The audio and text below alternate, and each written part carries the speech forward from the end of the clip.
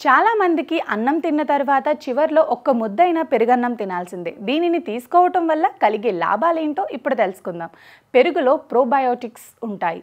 ఇవి గట్ హెల్త్కి చాలా మంచిది. ఇందులోని కాల్షియం, ప్రోటీన్ అనే పోషకాలు శరీరానికి అందాలంటే దానిని సరైన విధంగా తీసుకోవాలి. ఇందులో హెల్తీ ఫ్యాట్స్, కాల్షియం ఉంటాయి. ఇవన్నీ ఎముకల ఆరోగ్యానికి చాలా మంచివి.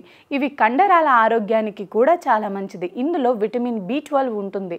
ఇవి మెటబాలిజాన్ని పెంచుతుంది. అయితే ఈ పెరుగుని ఎప్పుడు తింటే మంచిదో ఇప్పుడు తెలుసుకుందాం.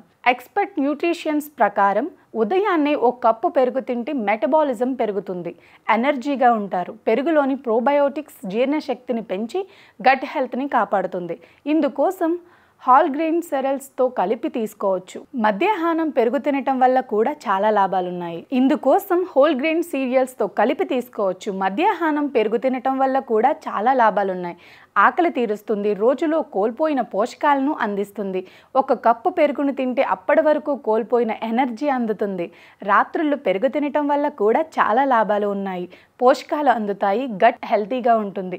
ఆయుర్వేద నిపుణుల ప్రకారం రాత్రుళ్ళు పెరుగుతుంది, మ్యూకస్ ప్రొడక్షన్ పెరుగుతుంది. దీంతో కొన్ని సమస్యలు వచ్చే అవకాశం కూడా ఉంది.